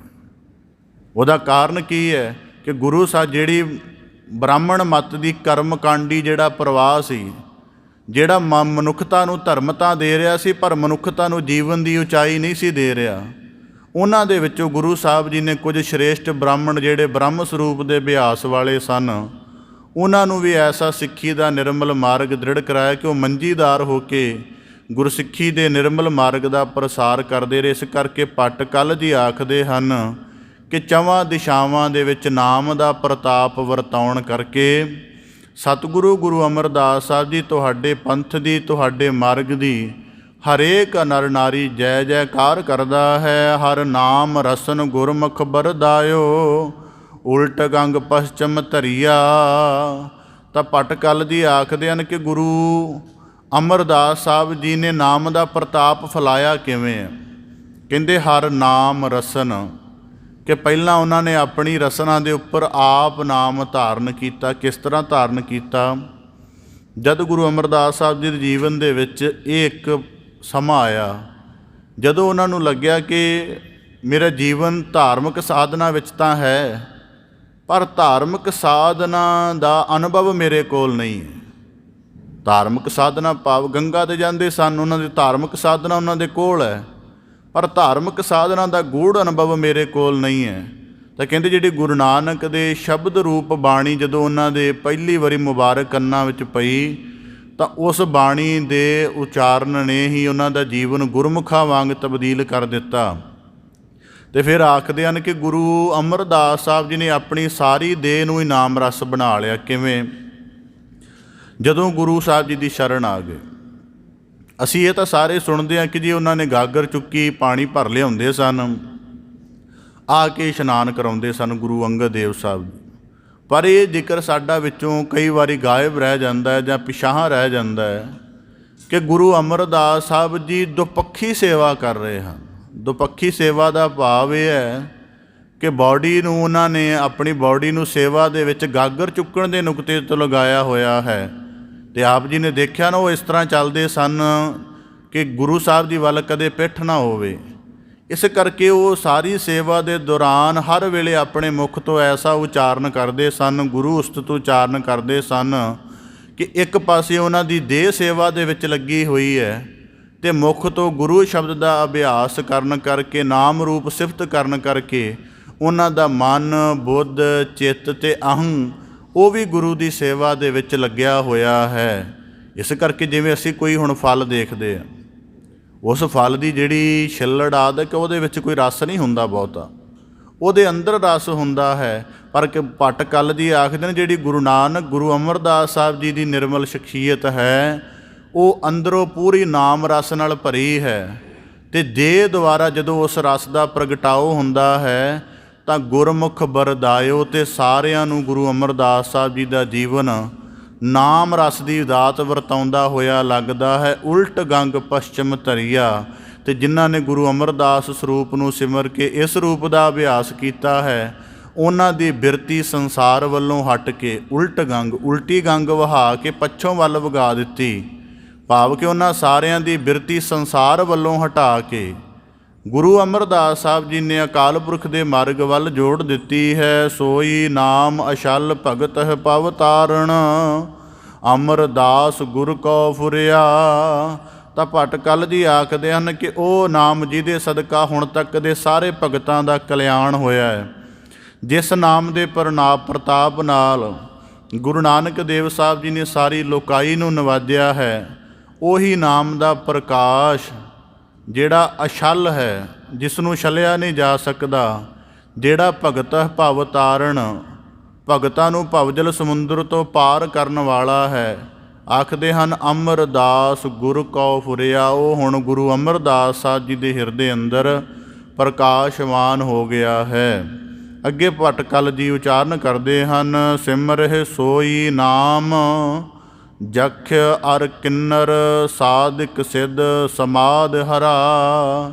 ਤਾਂ ਭੱਟ ਕਲ ਜੀ ਉਚਾਰਨ ਕਰਦੇ ਹਨ ਕਿ ਉਹੀ ਪਰਮੇਸ਼ਰ ਦਾ ਨਾਮ, ਜਿਸ ਨੂੰ ਹੁਣ ਨਾਮ ਦੇ ਸੰਬੰਧ ਵਿੱਚ ਕਈ ਦਫਾ ਬੜੀ ਵਿਸਥਾਰਤ ਵਿਚਾਰ ਹੋਈ ਹੈ, ਫਿਰ ਵੀ ਸੰਖੇਪ ਤਰਜ ਕਰਦੇ ਹਾਂ ਕਿ ਨਾਮ ਦਾ ਭਾਵ ਹੈ ਕਿ ਜੋ ਪਰਮੇਸ਼ਰ ਦੀ ਸੱਤ ਹਸਤੀ ਹੈ, ਜਿਹੜੀ ਸਦੀਵ ਹੈ, ਉਹਦਾ ਪੂਰਾ ਪਾਰਾਵਾਰ ਨਹੀਂ ਪਾਇਆ ਜਾ ਸਕਦਾ। ਜਦੋਂ ਉਹ ਆਪ ਕਿਸੇ ਹੋਂਦ ਦੁਆਰਾ ਆਪਣਾ ਰੂਪ ਪ੍ਰਗਟਾਉਂਦੀ ਹੈ, ਉਹਨੂੰ ਨਾਮ ਕਿਹਾ ਜਾਂਦਾ ਹੈ। ਭਾਵ ਕਿ ਜਦੋਂ ਜਿਵੇਂ ਅਸੀਂ ਮੂਲ ਮੰਤਰ ਦੇ ਵਿੱਚ ਇੱਕ ਪਦ ਪੜ੍ਹਦੇ ਹਾਂ ਸਤਿਨਾਮ, ਕਿ ਉਂਝ ਉਹ ਸੱਤ ਹਸਤੀ ਇੰਨੀ ਸੂਖਮ ਹੈ ਕਿ ਬੁੱਧੀ ਦੁਆਰਾ, ਮਨ ਦੁਆਰਾ ਕਿਸੇ ਨਾਲ ਵੀ ਨਹੀਂ ਜਾਣਿਆ ਜਾ ਸਕਦਾ। ਫਿਰ ਉਹ ਇੱਕ ਰੂਪ ਧਾਰਨ ਕਰਦੀ ਹੈ ਜਦੋਂ ਸਰਗੁਣਤਾ ਦੇ ਵਿੱਚ, ਤਾਂ ਉਹ ਨਾਮ ਬਣ ਜਾਂਦਾ। ਫਿਰ ਨਾਮ ਤੋਂ ਸਾਨੂੰ ਉਹਦਾ ਬੋਧ ਪਤਾ ਲੱਗਦਾ ਹੈ। ਤਾਂ ਉਹੀ ਫਿਰ ਨਾਮ ਦਾ ਬੋਧ ਜਦੋਂ ਬਾਣੀ ਬਣ ਜਾਂਦਾ ਹੈ, ਜਦੋਂ ਪਰਮ ਯਾਦ ਬਣ ਜਾਂਦਾ ਹੈ, ਤਾਂ ਉਦੋਂ ਫਿਰ ਸਾਨੂੰ ਪਤਾ ਲੱਗਦਾ ਕਿ ਨਾਮ ਦੀ ਹਸਤੀ ਕਿਤਨੀ ਵੱਡੀ ਵਿਆਪਕ ਹੈ। ਜਿਵੇਂ ਹੁਣ ਅਸੀਂ ਇਹਨੂੰ ਸਰਲ ਕਹਿਣਾ ਹੋਵੇ, ਕਿਸੇ ਬੰਦੇ ਦਾ ਪੂਰਾ ਜੀਵਨ ਕਲਪਨਾ ਕਰਨੀ ਹੋਵੇ, ਉਹਦਾ ਨਾਮ ਸਾਡੇ ਸਾਹਮਣੇ ਰੱਖ ਦਿਓ। ਜਿਹੜੇ ਉਹਦੇ ਜੀਵਨ ਤੋਂ ਜਾਣੂ ਹੋਣਗੇ, ਉਹ ਸਾਰਾ ਗਿਆਨ ਉਹਦੇ ਨਾਮ ਲੈਣ ਦੇ ਨਾਲ ਹੀ ਸਫੁਰ ਹੋ ਜਾਏਗਾ। ਇੰਝ ਅਕਾਲ ਪੁਰਖ ਸਿਰਜਣਹਾਰ ਨੇ ਆਪਣੀ ਸਾਰੀ ਕਲਾ ਦਾ ਪ੍ਰਕਾਸ਼ ਆਪਣੇ ਨਾਮ ਅੰਦਰ ਕੀਤਾ ਹੈ। ਜਿਹੜਾ ਉਸ ਨਾਮ ਦਾ ਚਿੰਤਨ, ਉਸ ਨਾਮ ਦਾ ਸਿਮਰਨ ਅਤੇ ਉਸ ਨਾਮ ਦਾ ਕੀਰਤਨ ਕਰਦਾ ਹੈ, ਉਹ ਪਰਮੇਸ਼ਰ ਦੀ ਸਾਰੀ ਕਲਾ ਦਾ ਪਾਤਰ ਬਣ ਜਾਂਦਾ ਹੈ। ਤਾਂ ਭੱਟ ਕਲ ਜੀ ਆਖਦੇ ਨੇ ਸਿਮਰਿ ਸੋਈ ਨਾਮ, ਉਸੇ ਨਾਮ ਦਾ ਸਿਮਰਨ ਜਖ ਅਰ ਕਿੰਨਰ, ਭਾਵ ਕਿ ਇਹ ਦੇਵਤਿਆਂ ਦੀਆਂ ਜਾਤਾਂ ਨੇ, ਕਹਿੰਦੇ ਉਹ ਵੀ ਇਹੀ ਨਾਮ ਸਿਮਰਦੇ ਹਨ। ਸਾਧਕ ਲੋਕ ਜਿਹੜੇ ਨਿਰੰਤਰ ਸਾਧਨਾ ਕਰ ਰਹੇ ਹਨ, ਸਿੱਧ ਲੋਕ ਜਿਹੜੇ ਜੋਗੀਆਂ ਦੇ ਉਚੇਰੀ ਅਵਸਥਾ ਵਾਲੇ ਹੁੰਦੇ ਹਨ, ਸਮਾਧ ਹਰਾ, ਅਤੇ ਹਰਾ ਦਾ ਭਾਵ ਸ਼ਿਵ ਜੀ। ਸ਼ਿਵ ਜੀ ਜਿਸ ਨਾਮ ਦਾ ਸਿਮਰਨ ਕਰਦਾ ਹੈ, ਕਹਿੰਦੇ ਸਿਮਰੇ ਨਖੇਤਰ ਅਵਰ ਧਰੂ ਮੰਡਲ, ਨਾਰਦਾਦ ਪ੍ਰਹਿਲਾਦ ਵਰਾ। ਅਤੇ ਉਸੇ ਨਾਮ ਦਾ ਸਿਮਰਨ ਕਈ ਨਖੱਤਰਾਂ ਦੇ ਵਿੱਚ ਜਿਹੜਾ ਧਰੂ ਮੰਡਲ ਹੈ, ਨਾਰਦ ਆਦਿਕ ਅਤੇ ਪ੍ਰਹਿਲਾਦ ਆਦਿਕ ਜਿਹੜੇ ਹਨ, ਉਹ ਵੀ ਉਸੇ ਨਾਮ ਦਾ ਸਿਮਰਨ ਕਰਦੇ ਹਨ। ਸਸੀਰ ਅਰ ਸੂਰ ਨਾਮ ਉਲਾਸਹੇ, ਸੈਲ ਲੋ ਜਿਨ ਉਦਰਿਆ ਸਸੀਰ ਭਾਵ, ਚੰਦਰਮਾ ਸੂਰਜ ਆਦਿਕ। ਕਹਿੰਦੇ ਇਹ ਵੀ ਉਸੇ ਨਾਮ ਦਾ ਜਪ ਕਰਦੇ ਹਨ, ਜਿਹਦੇ ਪ੍ਰਕਾਸ਼ ਸਦਕਾ ਇਹਨਾਂ ਦਾ ਉਧਾਰ ਕਲਿਆਣ ਹੁੰਦਾ ਹੈ। ਸੋਈ ਨਾਮ ਅਛਲ ਭਗਤ ਹੈ ਪਵ ਤਾਰਨ, ਅਮਰਦਾਸ ਗੁਰ ਕੋ ਫੁਰਿਆ। ਅਤੇ ਉਹੀ ਨਾਮ ਦਾ ਪ੍ਰਕਾਸ਼ ਗੁਰੂ ਅਮਰਦਾਸ ਸਾਹਿਬ ਜੀ ਦੇ ਹਿਰਦੇ ਅੰਦਰ ਹੋਇਆ ਹੈ, ਜਿਸ ਨਾਮ ਦੇ ਪ੍ਰਤਾਪ ਸਦਕਾ ਜੀਵ ਛਲਿਆ ਨਹੀਂ ਜਾਂਦਾ ਅਤੇ ਭਗਤ ਸੰਸਾਰ ਤੋਂ ਕਲਿਆਣ ਹੋ ਜਾਂਦੇ ਹਨ। ਹੁਣ ਜਿਹੜੇ ਸਿਆਣੇ ਅਧਿਆਤਮਿਕ ਪੁਰਖ ਹਨ, ਉਹਨਾਂ ਨੇ ਸਿਮਰਨ ਦੀਆਂ ਤਿੰਨ ਅਵਸਥਾ ਦੱਸੀਆਂ ਕਿ ਤਿੰਨ ਤਰੀਕਿਆਂ ਨਾਲ ਸਿਮਰਨ ਹੁੰਦਾ। ਇੱਕ ਸਿਮਰਨ ਹੁੰਦਾ ਹੈ ਆਪਣੇ ਯਤਨ ਦੇ ਨਾਲ। ਤਾਂ ਭੱਟ ਕਲ ਜੀ ਆਖਦੇ ਹਨ ਕਿ ਜਿਹੜੇ ਜਖ ਅਰ ਕਿੰਨਰ ਸਾਧਕ ਸਿੱਧ ਲੋਕ ਹਨ, ਜਿਹੜੇ ਨਾਰਦਾਦ ਧਰੂ ਮੰਡਲ ਆਦਿਕ ਵਾਲੇ ਲੋਕ ਹਨ, ਸਿਮਰਨ ਦੇ ਉਹਨਾਂ ਤਿੰਨ ਮਾਰਗ ਰੱਖੇ ਹਨ ਕਿ ਇੱਕ ਆਪਣੇ ਯਤਨ ਦੇ ਨਾਲ ਹੁੰਦਾ ਹੈ, ਦੂਜਾ ਹੈ ਕਿ ਜਿਹੜਾ ਉਹਦੇ ਤੋਂ ਸੁੱਤੇ ਸਿੱਧ ਸੰਪੂਰਨ ਹੋਵੇ, ਭਾਵ ਕਿ ਜਿਹਦੇ ਸਰੂਪ ਤੋਂ ਹੀ ਪਤਾ ਲੱਗੇ ਕਿ ਸਿਮਰਨ ਕਰ ਰਿਹਾ ਹੈ। ਤੀਜਾ ਹੈ ਕਿ ਜਿਹੜਾ ਸੁੱਤੇ ਸਿੱਧ ਪ੍ਰਕਾਸ਼ ਹੁੰਦਾ, ਜਿਵੇਂ ਸੂਰਜ ਚੜ੍ਹੇ ਅਤੇ ਰੌਸ਼ਨੀ ਦਾ ਪ੍ਰਕਾਸ਼ ਕੁਦਰਤੀ ਹੈ। ਤਾਂ ਭੱਟ ਕਲ ਜੀ ਆਖਦੇ ਹਨ ਕਿ ਪਰਮੇਸ਼ਰ ਦੇ ਨਾਮ ਦਾ ਸਿਮਰਨ ਜਿਹੜੇ ਜਖ ਕਿੰਨਰ ਸਾਧਕ ਸਿੱਧ ਲੋਕ ਨੇ, ਆਪਣੇ ਯਤਨ ਦੇ ਨਾਲ ਕਰਕੇ ਉਸ ਨਾਮ ਦੇ ਭੇਦ ਨੂੰ ਪਾਉਂਦੇ ਨੇ। ਜਿਹੜਾ ਧਰੂ ਮੰਡਲ ਹੈ, ਚੰਦਰਮਾ ਸੂਰਜ ਹਨ, ਇਹਨਾਂ ਦੇ ਸਰੂਪ ਤੋਂ ਹੀ ਪਤਾ ਲੱਗਦਾ ਹੈ, ਕਿਉਂਕਿ ਇਹਨਾਂ ਨੂੰ ਦੇਖ ਕੇ ਪਤਾ ਲੱਗਦਾ ਕਿ ਅਕਾਲ ਪੁਰਖ ਸਿਰਜਣਹਾਰ ਕਿੱਡਾ ਵੱਡਾ ਹੈ। ਇਹਨਾਂ ਦੇ ਸਰੂਪ ਨੂੰ ਦੇਖ ਕੇ ਹੀ ਸਿਮਰਨ ਦੀ ਸੋਝੀ ਆ ਜਾਂਦੀ ਹੈ। ਪਰ ਕਹਿੰਦੇ ਗੁਰੂ ਅਮਰਦਾਸ ਸਾਹਿਬ ਜੀ ਦੇ ਅੰਦਰ ਉਹ ਨਾਮ ਦਾ ਪ੍ਰਕਾਸ਼ ਸੁੱਤੇ ਸਿੱਧ ਹੈ। ਉਹ ਨਾ ਯਤਨ ਕਰਕੇ ਹੈ, ਨਾ ਸਰੂਪ ਕਰਕੇ। ਗੁਰੂ ਅਮਰਦਾਸ ਸਰੂਪ ਦੇ ਅੰਦਰ ਉਹ ਨਾਮ ਦਾ ਪ੍ਰਕਾਸ਼ ਆਪਣੇ ਆਪ ਕਰਕੇ ਹੀ ਸਫੁਰ ਹੈ। ਸੋਈ ਨਾਮ ਸਿਵਰ ਨਵਨਾਥ ਨਿਰੰਜਨ, ਸਿਵ ਸਨਕਾਦ ਸਮੁਦਰਿਆ। ਤਾਂ ਭਗਤ ਭੱਟ ਕਲ ਜੀ ਉਚਾਰਨ ਕਰਦੇ ਹਨ, ਉਸੇ ਨਾਮ ਨੂੰ ਨੌ ਨਾਥ ਸਿਮਰਦੇ ਹਨ। ਹੁਣ ਇੱਕ ਜੇ ਨੁਕਤਾ ਧਿਆਨ ਦੇ ਵਿੱਚ ਰੱਖਣਾ, ਜਦੋਂ ਵਾਰ-ਵਾਰ ਇਹ ਜ਼ਿਕਰ ਆ ਰਿਹਾ ਨਾ ਸੋਈ ਨਾਮ ਸੋਈ ਨਾਮ, ਤੇ ਉਹਦਾ ਭਾਵ ਇਹ ਹੈ ਕਿ ਜਿਸ ਗੁਰੂ ਨਾਨਕ ਸਰੂਪ ਦੀ, ਜਿਹਨੂੰ ਅਸੀਂ ਅਕਾਲ ਪੁਰਖ ਸਰੂਪ ਆਖਦੇ ਹਾਂ, ਉਹਨੂੰ ਸਾਰੀ ਕਾਇਨਾਤ ਨੇ ਜਦੋਂ ਸਿਮਰਿਆ ਹੈ ਤੇ ਉਹਨਾਂ ਨੇ ਆਪੋ ਆਪਣੇ ਨੁਕਤਿਆਂ ਤੋਂ ਸਿਮਰਿਆ ਹੈ। ਜਿਵੇਂ ਭੱਟ ਸਾਹਿਬਾਨਾਂ ਨੇ ਗੁਰੂ ਨਾਨਕ ਦੇਵ ਸਾਹਿਬ ਜੀ ਦੇ ਸੰਬੰਧ ਵਿੱਚ ਆਖਿਆ, ਰਾਜ ਜੋਗ ਮਾਣਿਓ ਬਸਿਓ ਨਿਰਵੈਰ ਰਿਦੰਤਰ, ਸ੍ਰਿਸ਼ਟ ਸਗਲ ਉਦਰੀ ਨਾਮ ਲੈ ਤਰਿਓ ਨਿਰੰਤਰ। ਹੁਣ ਉਦਾਹਰਨ ਦੇ ਤੌਰ 'ਤੇ ਜਦੋਂ ਅਰਬ ਦਾ ਰਹਿਣ ਵਾਲਾ ਕੋਈ ਮੋਮਨ ਹੈ, ਜਦੋਂ ਉਹਨੇ ਪਰਮੇਸ਼ਰ ਦੇ ਸਰੂਪ ਦਾ ਧਿਆਨ ਧਰਨਾ ਹੈ ਤੇ ਉਹਨੇ ਵਾਹਿਗੁਰੂ ਥੋੜ੍ਹਾ ਕਹਿਣਾ ਹੈ, ਉਹਨੇ ਤਾਂ ਸੁਭਾਨ ਅੱਲਾ ਕਹਿਣਾ ਹੈ। ਇਸ ਕਰਕੇ ਭੱਟ ਕਲ ਜੀ ਆਖਦੇ ਹਨ ਕਿ ਗੁਰੂ ਨਾਨਕ ਸਰੂਪ ਦਾ ਧਿਆਨ ਜਦੋਂ ਅਰਬ ਵਿੱਚ ਜਾਂਦਾ ਹੈ ਤੇ ਉਹ ਉੱਥੇ ਜਾ ਕੇ ਸੁਭਾਨ ਅੱਲਾ ਹੋ ਜਾਂਦਾ ਹੈ। ਜਦੋਂ ਕਹਿੰਦੇ ਉਹ ਈਸਾਈਅਤ ਵਿੱਚ ਜਾਂਦਾ, ਵੰਡਰਫੁਲ ਲਾਰਡ ਹੋ ਜਾਂਦਾ ਹੈ। ਅਤੇ ਜਦੋਂ ਉਹ ਸਨਾਤਨ ਵਿੱਚ ਆਉਂਦਾ ਹੈ, ਉਹ ਸੱਚਿਦਾਨੰਦ ਸੱਤ ਚਿੱਤ ਆਨੰਦ ਸਰੂਪ ਹੋ ਜਾਂਦਾ ਹੈ। ਇਸ ਕਰਕੇ ਉਸ ਨਾਮ ਨੂੰ ਜਿੱਥੇ ਵੀ ਜਿਵੇਂ ਦੀ ਕੋਈ ਭਾਸ਼ਾ ਖੇਤਰ ਦੇ ਵਿੱਚ ਰਹਿ ਰਿਹਾ ਹੈ, ਉਸੇ ਢੰਗ ਦੇ ਨਾਲ ਆਰਾਧ ਰਿਹਾ, ਪਰ ਨਾਮ ਦਾ ਮੂਲ ਰੂਪ ਸੱਤ ਇੱਕੋ ਹੀ ਹੈ। ਇਸ ਕਰਕੇ ਭੱਟ ਕਲ ਜੀ ਆਖਦੇ ਹਨ, ਉਹੀ ਨਾਮ ਦਾ ਜਿਹੜਾ ਸਿਮਰਨ ਹੈ, ਨੌ ਨਾਥ ਕਰਦੇ ਹਨ, ਨਿਰੰਜਨ ਸਰੂਪ ਹੋ ਜਾਂਦੇ ਨੇ। ਸ਼ਿਵ ਜਿਹੜੇ ਸ਼ਿਵ ਜੀ ਆਦਿਕ, ਸਨਕਾਦ ਜਿਹੜੇ ਬ੍ਰਹਮਾ ਦੇ 4 ਪੁੱਤਰ ਹਨ, ਉਸੇ ਨਾਮ ਦਾ ਧਿਆਨ ਧਰ ਕੇ। ਹੁਣ ਜਿਵੇਂ ਇਹਨੂੰ ਸਰਲ ਕਹਿਣਾ ਹੋਵੇ, ਕੋਈ ਜਿਵੇਂ ਅਸੀਂ ਨਾਮ ਦਾ ਅਭਿਆਸ ਕਿਵੇਂ ਕਰਦੇ ਹਾਂ, ਅਸੀਂ ਨਾਮ ਦਾ ਅਭਿਆਸ ਬਾਣੀ ਪੜ੍ਹ ਕੇ ਅਤੇ ਕੀਰਤਨ ਕਰਕੇ ਕਰਦੇ ਹਾਂ। ਜਿਵੇਂ ਕੋਈ ਬਾਣੀ ਦਾ ਸ਼ਬਦ ਅਸੀਂ ਪੜ੍ਹਦੇ ਹਾਂ, ਗੁਰ ਬਿਨ ਘੋਰ ਅੰਧਾਰ ਗੁਰੂ ਬਿਨ ਸਮਝ ਨਾ ਆਵੇ। ਇਹ ਸਾਡੀ ਨਾਮ ਸਾਧਨਾ ਕਿਵੇਂ ਹੈ ਕਿ ਅਸੀਂ ਇਸ ਪੰਕਤੀ ਦਾ ਗਾਇਨ ਕਰਕੇ ਗੁਰੂ ਦੇ ਵੱਡੇ ਸਰੂਪ ਨੂੰ ਬੁੱਝਣ ਦਾ ਯਤਨ ਕਰ ਰਹੇ ਹਾਂ। ਇਸ ਕਰਕੇ ਭੱਟ ਕਲ ਜੀ ਆਖਦੇ ਹਨ ਕਿ ਸਿਵ ਸਨਕਾਦ ਸਮੁਦਰਿਆ, ਕਿ ਜਿਹੜੇ ਸਨਕਾਦਿਕ 4 ਬ੍ਰਹਮਾ ਦੇ ਪੁੱਤਰਾਂ ਨੇ, ਉਹਨਾਂ ਨੇ ਨਾਮ ਦਾ ਗਾਇਨ ਕਿਵੇਂ ਕੀਤਾ ਹੈ, ਕਿਉਂਕਿ ਉਹਨਾਂ ਨੇ ਪੁਰਾਣਾਂ ਦੀ ਰਚਨਾ ਕੀਤੀ ਹੈ। ਉਹਨਾਂ ਪੁਰਾਣਾਂ ਦੇ ਵਿੱਚ ਪਰਮੇਸ਼ਰ ਦੀ ਕੀਰਤੀ ਪ੍ਰਗਟ ਹੋਈ। ਇਸ ਕਰਕੇ ਕਹਿੰਦੇ ਉਹ ਵੀ ਉਸੇ ਨਾਮ ਨੂੰ ਸਿਮਰਦੇ ਹਨ। 84 ਸਿੱਧ ਬੁੱਧ ਜਿਤ ਰਾਤੇ ਅੰਬਰੀਕ ਭਵਜਲ ਤਰਿਆ। ਅਤੇ 84 ਸਿੱਧਾਂ ਦਾ ਜਿਹੜਾ ਜ਼ਿਕਰ ਮਿਲਦਾ ਹੈ, ਉਹ ਵੀ ਇਸੇ ਨਾਮ ਨੂੰ ਧਿਆਉਂਦੇ ਹਨ। ਹੁਣ ਸਿੱਧ ਉਸ ਨਾਮ ਨੂੰ ਕਿਵੇਂ ਧਿਆਉਂਦੇ ਹਨ? ਸਿੱਧਾਂ ਨੇ ਦੇਖਿਆ ਕਿ ਜਿਹੜੀ ਕਾਇਨਾਤ ਹੈ, ਇਹ ਜਗਤ ਜਿਹੜਾ ਜਦੋਂ ਪੈਦਾ ਹੁੰਦਾ, ਜਦੋਂ ਮਿਟ ਜਾਂਦਾ ਫਿਰ ਕਿੱਥੇ ਜਾਂਦਾ ਹੈ? ਜਦੋਂ ਸਿੱਧਾਂ ਨੇ ਇਸ ਗੱਲ ਦਾ ਜਿਹੜਾ, ਜਿਵੇਂ ਹੁਣ ਕੁਦਰਤ ਨੂੰ ਵੀ ਨਾਮ ਕਿਹਾ ਜਾਂਦਾ, ਜਦੋਂ ਉਹਨਾਂ ਕੁਦਰਤ ਵਿੱਚ ਦੇਖਿਆ ਕਿ ਸਾਰੀ ਕੁਦਰਤ ਨਾਸ਼ਵਾਨ ਹੈ, ਇਹ ਮਿਟ ਜਾਂਦੀ ਹੈ, ਪਰ ਇਹ ਮਿਟ ਕੇ ਕਿੱਥੇ ਜਾਂਦੀ ਹੈ? ਜਦੋਂ ਉਹਨਾਂ ਨੇ ਇਸ ਗੱਲ ਦਾ ਧਿਆਨ ਧਰਿਆ ਤੇ ਉਹਨਾਂ ਨੂੰ ਪਰਮੇਸ਼ਰ ਦੇ ਨਾਮ ਸਰੂਪ ਦਾ ਅਭਿਆਸ ਇਉਂ ਹੋਇਆ ਕਿ ਇਹ ਸਾਰਾ ਇੱਕ ਜਿਹੜਾ ਹੈ, ਇਹ ਕੋਈ ਰਚਨਾ ਨਹੀਂ ਹੋ ਰਹੀ। ਇਹ ਦਰਅਸਲ ਜਦੋਂ ਪਰਮੇਸ਼ਰ ਆਪਣੀ ਹਸਤੀ ਦਾ ਵਿਸਥਾਰ ਕਰਦਾ, ਉਦੋਂ ਜਗਤ ਬਣ ਜਾਂਦਾ ਹੈ। ਜਦੋਂ ਆਪਣੀ ਹਸਤੀ ਨੂੰ ਸਮੇਟ ਲੈਂਦਾ, ਉਦੋਂ ਸਾਰੀ ਨਾਸ਼ਨਾ ਹੋ ਜਾਂਦੀ ਹੈ। ਇਸ ਕਰਕੇ ਨਾ ਰਚਨਾ ਹੋ ਰਹੀ ਹੈ ਅਤੇ ਨਾ ਰਚਨਾ ਮਿਟ ਰਹੀ ਹੈ। ਇਸ ਕਰਕੇ ਭੱਟ ਕਲ ਜੀ ਆਖਦੇ ਹਨ ਕਿ 84 ਸਿੱਧ ਜਿਸ ਨਾਮ ਦੇ ਰੰਗ ਵਿੱਚ ਰੱਤੇ ਹਨ, ਅਤੇ ਉਸੇ ਨਾਮ ਦਾ ਅਭਿਆਸ ਕਰਕੇ ਅੰਬਰੀਕ ਵਰਗੇ ਭਗਤ ਜਿਹੜੇ ਹਨ, ਉਹਨਾਂ ਦਾ ਵੀ ਕਲਿਆਣ ਹੋਇਆ ਹੈ। ਉਦੋਂ ਅਕਰੂਰ ਤਿਲੋਚਨ ਨਾਮਾ ਕਲ ਕਬੀਰ ਕਿਲ ਵਿਖਾਰਿਆ। ਕਹਿੰਦੇ ਉਸੇ ਨਾਮ ਦੇ ਆਧਾਰ ਨਾਲ। ਹੁਣ ਇਸ ਕਰਕੇ ਗੁਰੂ ਸਾਹਿਬ ਜੀ ਹੁਣ ਜ਼ਿਕਰ ਆਇਆ, ਉਦੋਂ ਅਕਰੂਰ ਤਿਲੋਚਨ ਨਾਮਾ। ਉਦੋਂ ਤੇ ਅਕਰੂਰ ਇਹ ਕ੍ਰਿਸ਼ਨ ਜੀ ਦੇ ਭਗਤ ਹੋਏ ਹਨ। ਤਿਲੋਚਨ ਨਾਮਾ ਭਗਤ ਤਿਲੋਚਨ ਜੀ, ਭਗਤ ਨਾਮਦੇਵ ਜੀ, ਭਗਤ ਕਬੀਰ ਸਾਹਿਬ ਜੀ। ਹੁਣ ਜਿਵੇਂ ਭਗਤ ਨਾਮਦੇਵ ਜੀ ਜਦੋਂ ਪਰਮੇਸ਼ਰ ਦੇ ਨਾਮ ਦਾ ਉਚਾਰਨ ਕਰਦੇ ਨੇ, ਉਹ ਇੱਕ ਸ਼ਬਦ ਵਰਤਦੇ ਹਨ, ਬੀਠਲ।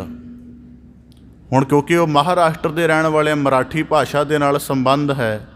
ਇਸੇ ਤਰ੍ਹਾਂ ਭੱਟ ਕਲ ਜੀ ਆਖਦੇ ਹਨ ਕਿ ਜਿੰਨੇ ਵੀ ਇਹ ਭਗਤਾਂ ਨੇ ਪਰਮੇਸ਼ਰ ਦੇ ਨਾਮ ਨੂੰ ਜਿਸ ਜਿਸ ਰੂਪ ਵਿੱਚ ਸਿਮਰਿਆ ਹੈ, ਉਹੀ ਨਾਮ ਦਾ ਪ੍ਰਕਾਸ਼ ਆਖਦੇ ਹਨ। ਸੋਈ ਨਾਮ ਅਛਲ ਭਗਤਿ ਭਵ ਤਾਰਨ, ਅਮਰਦਾਸ ਗੁਰ ਕੋ ਫੁਰਿਆ। ਤੇ ਉਹੀ ਨਾਮ ਦਾ ਪ੍ਰਕਾਸ਼ ਜਿਹਦੇ ਸਦਕਾ ਜੀਵ ਛਲਿਆ ਨਹੀਂ ਜਾਂਦਾ, ਜਿਹੜਾ ਨਾਮ ਭਗਤਾਂ ਨੂੰ ਭਵਜਲ ਸਮੁੰਦਰ ਸੰਸਾਰ ਤੋਂ ਤਾਰਨ ਵਾਲਾ ਹੈ, ਉਹੀ ਗੁਰੂ ਅਮਰਦਾਸ ਸਾਹਿਬ ਜੀ ਦੇ ਹਿਰਦੇ ਅੰਦਰ ਪ੍ਰਕਾਸ਼ਮਾਨ ਇੱਕ ਪ੍ਰਮਾਣ ਰੱਖਦੇ ਤਾਂ ਕਿ ਬਾਤ ਸਪਸ਼ਟ ਹੋ ਜਾਏ ਕਿ ਉਹ ਨਾਮ ਦਾ ਪ੍ਰਕਾਸ਼ ਗੁਰੂ ਅਮਰਦਾਸ ਸਾਹਿਬ ਜੀ ਦੇ ਅੰਦਰ ਕਿਵੇਂ ਹੋਇਆ। ਜਦ ਗੁਰੂ ਅਮਰਦਾਸ ਸਾਹਿਬ ਜੀ ਗੁਰਿਆਈ 'ਤੇ ਆਸੀਨ ਹੋਏ ਨਾ, ਉਸ ਸਮੇਂ ਗੁਰੂ ਸਾਹਿਬ ਜੀ ਨੇ ਸਿੱਖੀ ਮਾਰਗ ਦਾ ਜਦ ਪ੍ਰਸਾਰ ਕਰਨਾ ਸ਼ੁਰੂ ਕੀਤਾ ਤਾਂ ਸਤਿਗੁਰੂ ਸਾਹਿਬ ਜੀ ਨੇ ਗੁਰਮੁਖ ਦੀ ਮਹੱਤਤਾ ਦੇ ਉੱਪਰ ਬੜਾ ਜ਼ੋਰ ਦਿੱਤਾ। ਕਦੇ ਗੁਰੂ ਅਮਰਦਾਸ ਸਾਹਿਬ ਜੀ ਦੀ ਬਾਣੀ ਇਸ ਤਰ੍ਹਾਂ ਪੜ੍ਹਨੀ, ਕਦੇ ਧਿਆਨ ਨਾਲ ਪੜ੍ਹੇ ਤੇ ਨੁਕਤਾ ਆਪਣੇ ਆਪ ਪਤਾ ਲੱਗ ਜਾਏਗਾ ਕਿ ਗੁਰੂ ਅਮਰਦਾਸ ਸਾਹਿਬ ਜੀ ਨੇ ਗੁਰਮੁਖ ਹੋਣ ਤੇ ਗੁਰਮੁਖ ਗੁਰੂ ਦੀ ਕਿਰਪਾ ਨਾਲ ਬਣਦਾ, ਇਹਨਾਂ ਦੋ ਨੁਕਤਿਆਂ ਦੇ ਉੱਪਰ ਉਹਨਾਂ ਦਾ ਬੜਾ ਵੱਡਾ ਜ਼ੋਰ ਹੈ। ਜਿਵੇਂ ਆਨੰਦ ਸਾਹਿਬ ਦੀ ਬਾਣੀ ਰੋਜ਼ਾਨਾ ਪੜ੍ਹਦੇ ਹੋ, ਉਹਦੇ ਵਿੱਚ ਜ਼ਿਕਰ ਆਉਂਦਾ ਹੈ, ਆਨੰਦ ਭਇਆ ਮੇਰੀ ਮਾਏ ਸਤਿਗੁਰੂ ਮੈਂ ਪਾਇਆ। ਕਿ ਪਹਿਲਾਂ ਸਾਨੂੰ ਉਸ ਅਹਿਸਾਸ ਵਿੱਚ ਗੁਰੂ ਸਾਹਿਬ ਜੀ ਉਤਾਰਦੇ ਹਨ ਕਿ ਗੁਰੂ ਦੇ ਕੋਲੋਂ ਉਪਦੇਸ਼ ਲੈ ਕੇ ਗੁਰੂ ਵਿੱਚ ਅਭੇਦ ਹੋ ਜਾਣਾ ਤਾਂ ਤੇਰੀ ਸਿਖਰਲੀ ਮੰਜ਼ਿਲ ਹੈ, ਪਰ ਤੈਨੂੰ ਜੇ ਸਤਿਗੁਰੂ ਦੇ ਮੁਬਾਰਕ ਦਰ ਦੀ ਪ੍ਰਾਪਤੀ ਹੈ ਤੇ ਇਹ ਤੇਰੇ ਜੀਵਨ ਦੀ ਸਭ ਤੋਂ ਵੱਡੀ ਧਨਤਾ ਹੈ। ਪਹਿਲਾਂ ਇਹ ਚੀਜ਼ ਦ੍ਰਿੜ ਕਰਵਾ ਦਿੰਦੇ ਹਨ, ਫਿਰ ਅੱਗੇ ਸਿਲਸਿਲਾ ਚੱਲਦਾ ਹੈ 5 ਪੌੜੀਆਂ ਤੋਂ ਬਾਅਦ ਸਾਡੇ ਜੀਵਨ ਦਾ। ਹੁਣ ਜ਼ਿਕਰ ਆਇਆ ਸੋਈ ਨਾਮ, ਵੀ ਉਹ ਨਾਮ ਕੀ ਹੈ, ਤੇ ਉਹਦਾ ਜ਼ਿਕਰ ਆਪ ਜੀ 6ਵੀਂ ਪੌੜੀ ਤੋਂ ਆਨੰਦ ਸਾਹਿਬ ਜੀ ਤੋਂ ਆਰੰਭ ਕਰ ਲਓ। ਸਾਡੇ ਜੀਵਨ ਦੀ ਪਹਿਲੀ ਟੈਨਸ਼ਨ ਦੀ ਜਿਹੜੀ ਗੱਲ ਹੈ ਉਹ ਗੁਰੂ ਅਮਰਦਾਸ ਸਾਹਿਬ ਜੀ ਕਰਦੇ ਨੇ। ਕਹਿੰਦੇ ਸਾਚੀ ਲਿਵੈ ਬਿਨ ਦੇ ਨਵਾਣੀ, ਕਿ ਸਾਚੀ ਲਿਵ ਦਾ ਭਾਵ ਕਿ ਗਰਭ ਕਾਲ ਦੇ ਵਿੱਚ ਤੇਰੀ ਸੁਰਤ ਇੰਨੀ ਜ਼ਿਆਦਾ ਇਕਾਗਰ ਸੀ ਕਿ ਤੈਨੂੰ ਇਸ ਹਾਲਾਤ ਦਾ ਵੀ ਨਹੀਂ ਸੀ ਪਤਾ ਕਿ ਤੂੰ ਕਿਸ ਤਰ੍ਹਾਂ ਦੀ ਅਵਸਥਾ ਵਿੱਚ ਹੈ। ਅੱਜ ਤੂੰ ਸੰਸਾਰ ਵਿੱਚ ਆਇਆ ਹੈ, ਸੰਸਾਰ ਦਾ ਤੈਨੂੰ ਸਾਰੇ ਦਾ ਬੋਧ ਹੈ, ਹਰ ਕਿਸੇ ਦੇ ਚੰਗੇ ਮੰਦੇ ਪੱਖ ਦਾ। ਤੈਨੂੰ ਆਪਣੇ ਅੰਦਰਲੇ ਸਰੂਪ ਦਾ ਬੋਧ ਹੀ ਨਹੀਂ ਹੈ, ਜਿਸ ਕਰਕੇ ਤੂੰ ਸੰਸਾਰ ਦੇ ਪ੍ਰਪੰਚ ਵਿੱਚ ਖਰਵਾਰ ਹੋ ਰਿਹਾ ਹੈ। ਅਤੇ ਤੇਰੀ ਜਿਹੜੀ ਦੇਹ ਹੈ ਇਹ ਬੜੀ ਨਿਮਾਣੀ ਹੈ ਕਿ ਇਹਨੂੰ ਪਤਾ ਹੀ ਨਹੀਂ। ਕਿ ਜਿਵੇਂ ਉਦਾਹਰਨ ਦੇ ਤੌਰ 'ਤੇ ਹੁਣ ਕੋਈ ਸੁਹਾਗਣੀ ਹੁੰਦੀ, ਇਹਨੂੰ ਆਪਣੇ ਕੰਤ ਦਾ ਪਤਾ ਹੋਵੇ, ਪਤਾ ਹੁੰਦਾ। ਜੇ ਪਤਾ ਹੀ ਨਾ ਹੋਵੇ ਤਾਂ ਉਹ ਜਿੰਨਾ ਮਰਜ਼ੀ ਦਾਅਵਾ ਕਰੀ ਜਾਵੇ, ਲੋਕ ਫਿਰ ਪਾਗਲ ਹੀ ਕਹਿਣਗੇ। ਇਸ ਕਰਕੇ ਗੁਰੂ ਅਮਰਦਾਸ ਸਾਹਿਬ ਜੀ ਨੇ ਨਾਮ ਦਾ ਪ੍ਰਕਾਸ਼ ਇਉਂ ਕੀਤਾ ਹੈ ਕਿ ਸਾਡੇ ਜੀਵਨ ਦੀ ਪਹਿਲੀ ਸਮੱਸਿਆ ਦੀ ਬਾਤ ਕੀਤੀ, ਫਿਰ ਉਹਨੂੰ ਕਿੱਡੇ ਲੰਬੇ ਸਿਲਸਿਲੇ ਵਿੱਚ ਆ ਕੇ ਫਿਰ ਸਾਨੂੰ ਉੱਥੇ ਕਿੱਡੇ ਗਹਿਰੇ ਅਹਿਸਾਸਾਂ 'ਚ ਲਿਆਉਂਦੇ ਹਨ। ਨਾਮ ਦਾ ਪਹਿਲਾ ਅਰਥ ਇਹ ਕੀਤਾ ਨਾ ਕਿ ਜਿਸ ਸਤ ਸਰੂਪ ਸਾਡੇ ਅੰਦਰ ਜਿਹੜਾ ਰਮਿਆ ਹੋਇਆ ਹੈ ਉਹਦਾ ਪਤਾ ਕਿਵੇਂ ਲੱਗੇਗਾ। ਤੇ ਜਦੋਂ ਅਸੀਂ ਰੋਜ਼ਾਨਾ ਬਾਣੀ ਪੜ੍ਹਦੇ ਹਾਂ, ਉਹ ਸਾਨੂੰ ਸਾਰੀ ਨਾਮ ਦੀ ਪ੍ਰਤੀਤ ਦ੍ਰਿੜ ਕਰਾਉਣ ਵਾਲੀ ਹੈ ਕਿ ਤੇਰਾ ਦੇਖਣਾ ਸੰਸਾਰ ਦੇ ਲਈ ਨਹੀਂ, ਨਿਰੰਕਾਰ ਕਰਕੇ ਬਣਿਆ। ਤੇਰਾ ਸੁਣਨਾ ਸੰਸਾਰ ਦੇ ਲਈ ਨਹੀਂ, ਸਿਰਜਣਹਾਰ ਲਈ ਬਣਿਆ। ਇਸ ਕਰਕੇ ਭੱਟ ਕੱਲ ਜੀ ਆਖਦੇ ਹਨ ਕਿ ਉਸ ਨਾਮ ਦਾ ਪ੍ਰਕਾਸ਼ ਗੁਰੂ ਅਮਰਦਾਸ ਸਾਹਿਬ ਜੀ ਦੇ ਹਿਰਦੇ ਅੰਦਰ ਸਫੁਰ ਹੋਇਆ ਹੈ। ਤਿਤ ਨਾਮ ਲਾਗ ਤੇ ਤੀਸ ਧਿਆਵਹਿ, ਜਤੀ ਤਪੀਸੁਰ ਮਨ ਵਸਿਆ। ਤਾਂ ਭੱਟ ਕੱਲ ਜੀ ਉਚਾਰਨ ਕਰਦੇ ਹਨ, ਉਸੇ ਨਾਮ ਦੇ ਨਾਲ ਲੱਗ ਕੇ ਤੇ ਤੀਸ ਧਿਆਵੇ। ਜਿਹੜੇ ਦੇਵਤੇ ਹਨ ਉਹ ਵੀ ਉਸੇ ਨਾਮ ਨੂੰ ਧਿਆਉਂਦੇ ਹਨ। ਜ਼ਿਕਰ ਕਰਦੇ ਹਨ ਜਤੀ ਤਪੀਸੁਰ ਮਨ ਵਸਿਆ। ਅਤੇ ਜਤੀ ਲੋਕ ਜਿਨ੍ਹਾਂ ਨੇ ਆਪਣੇ ਮਨ ਇੰਦਰੀਆਂ ਦਾ, ਗਿਆਨ ਇੰਦਰੀਆਂ ਦਾ ਐਸਾ ਸੰਜਮ ਬਣਾਇਆ ਹੈ ਕਿ ਉਹਨਾਂ ਨੇ ਆਪਣੇ 8 ਪ੍ਰਕਾਰ ਦੇ ਕਾਮ ਦਾ ਨਾਸ਼ ਕਰਕੇ ਆਪਣੇ ਕਾਮ ਨੂੰ ਗਿਆਨ ਦੀ ਅਗਨੀ ਦੇ ਨਾਲ ਸਾੜ ਕੇ ਸੁਆਹ ਕਰ ਦਿੱਤਾ ਹੈ ਅਤੇ ਬਿਲਕੁਲ ਜਤ ਸਰੂਪ ਹੋ ਗਏ ਹਨ। ਤਪੀਸਰ ਭਾਵ ਜਿਹੜੇ ਏਡੇ ਵੱਡੇ ਰਿਸ਼ੀ ਜਿਹੜੇ ਹਰ ਵੇਲੇ ਧਿਆਨ ਵਿੱਚ ਜੁੜੇ ਰਹਿੰਦੇ ਹਨ, ਕਹਿੰਦੇ ਉਹਨਾਂ ਦੇ ਅੰਦਰ ਵੀ ਜਿਸ ਨਾਮ ਦਾ ਜਿਹੜਾ ਵਾਸ ਹੋਇਆ ਹੈ ਉਹ ਵੀ ਉਸ ਨਾਮ ਦੀ ਕਿਰਪਾ ਕਰਕੇ ਹੈ। ਸੋਈ ਨਾਮ ਸਿਮਰ ਗੰਗੇਵ ਪਿਤਾਮਹ, ਚਰਨ ਚਿਤ ਅੰਮ੍ਰਿਤ ਰਸਿਆ। ਅਤੇ ਉਸੇ ਨਾਮ ਦੇ ਆਧਾਰ ਨਾਲ ਗੰਗਾ ਦਾ ਸਪੁੱਤਰ, ਕੌਰਵਾਂ ਪਾਂਡਵਾਂ ਦਾ ਪਿਤਾ ਭੀਸ਼ਮ ਪਿਤਾਮਾ, ਕਹਿੰਦੇ ਉਹਦੀ ਵੀ ਰੱਖਿਆ ਉਸ ਨਾਮ ਦੇ ਆਧਾਰ ਨਾਲ ਹੋਈ ਹੈ। ਚਰਨ ਚਿਤ ਅੰਮ੍ਰਿਤ ਰਸਿਆ, ਕਿਉਂਕਿ ਉਹਦੇ ਚਿੱਤ ਦੇ ਅੰਦਰ ਨਾਮ ਰਸ ਅੰਮ੍ਰਿਤ ਵਸਿਆ ਸੀ ਅਤੇ ਤੀਰਾਂ ਦੀ ਸਹਿਜਾ 'ਤੇ ਪੈ ਕੇ ਵੀ ਉਹ ਡੋਲ ਰਿਹਾ ਸੀ। ਇਸ ਕਰਕੇ ਭੱਟ ਕੱਲ ਜੀ ਆਖਦੇ ਨੇ ਤਿਤ ਨਾਮ ਗੁਰੂ ਗੰਭੀਰ ਗਰੂ, ਮਤ ਸਤ ਕਰ ਸੰਗਤ ਉਦਰੀਆ। ਅਤੇ ਕਹਿੰਦੇ ਉਸੇ ਹੀ ਨਾਮ ਦਾ ਜਿਹੜਾ ਪ੍ਰਕਾਸ਼ ਹੈ, ਹੁਣ ਗੁਰੂ ਅਮਰਦਾਸ ਸਾਹਿਬ ਜੀ ਗੰਭੀਰ ਗਰੂ ਮਤ, ਕਿ ਇੰਨੀ ਜ਼ਿਆਦਾ ਉਹਨਾਂ ਦੀ ਗੂੜ ਮਤ ਹੈ, ਇੰਨੀ ਜ਼ਿਆਦਾ ਉਹਨਾਂ ਦੀ ਨਿਰਮਲ ਉਜਲ ਬੁੱਧ ਹੈ। ਕਹਿੰਦੇ ਸਤ ਕਰ ਸੰਗਤ ਤੋਂ ਦਰੀਆ, ਅਤੇ ਜਿਨ੍ਹਾਂ ਨੇ ਉਹਨਾਂ ਦੇ ਸ਼ਬਦ ਅਭਿਆਸ ਨੂੰ ਸ਼ਰਧਾ ਕਰਕੇ ਧਾਰਨ ਕੀਤਾ, ਉਹ ਸਾਰੀ ਸੰਗਤ ਦਾ ਉਧਾਰ ਕਲਿਆਣ ਹੋ ਗਿਆ। ਸੋਈ ਨਾਮ ਅਸ਼ਲ ਭਗਤ ਭਵ ਤਾਰਨ, ਅਮਰਦਾਸ ਗੁਰ ਕਉ ਫੁਰਿਆ। ਅਤੇ ਕਹਿੰਦੇ ਉਹੀ ਨਾਮ ਦਾ ਪ੍ਰਤਾਪ ਜਿਹੜਾ ਜਿਹਦੇ ਸਦਕਾ ਜੀਵ ਛਲਿਆ ਨਹੀਂ ਜਾਂਦਾ, ਜਿਸ ਨਾਮ ਦੇ ਸਦਕਾ ਭਵਜਲ ਸੰਸਾਰ ਸਮੁੰਦਰ ਤੋਂ ਭਗਤ ਜਨ ਪਾਰ ਪੈ ਜਾਂਦੇ ਹਨ।